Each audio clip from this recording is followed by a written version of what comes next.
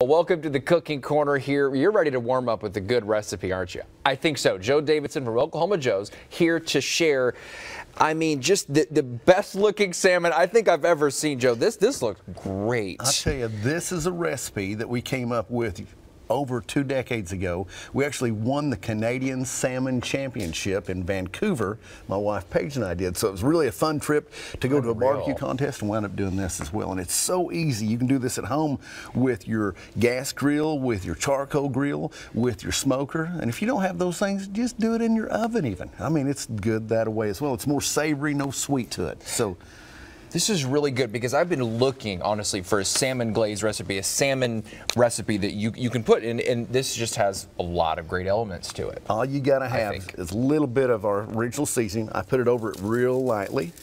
And then once I get it on there, then I come in with some dill weed, same aspect, just really lightly coat it with that.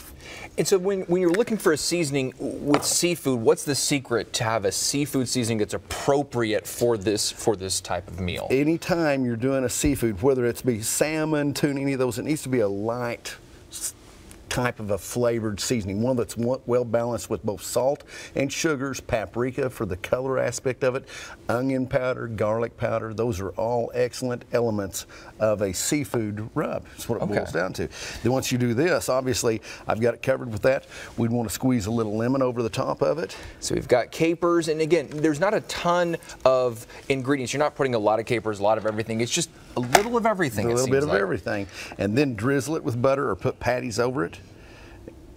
And that's all there is to that. You want to make sure and oil the bottom of your pan as well so it doesn't stick to it, especially if you're doing it with a skin off. So you can do this skin on salmon or skin off salmon. Either way, you can't go wrong with it, So, and that's the final product on this side. It doesn't take long at all. If you're doing this in your smoker at 275 degrees to 300 degrees, it's going to take you less than an hour to do it. If it's a really big fillet, maybe an hour and a half at most.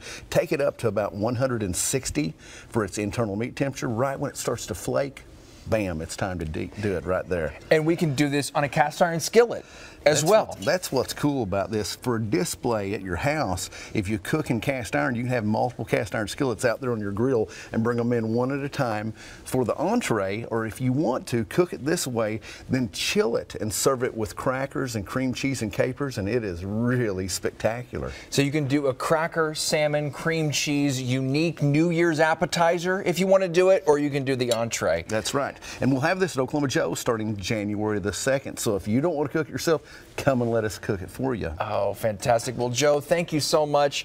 You have set a knife, a fork aside for me to try this, and I am going to. Oh, this is so good. Well, Joe, thank you so much. Thank you. Appreciate it. You bet. You can check this out on newson6.com/recipe.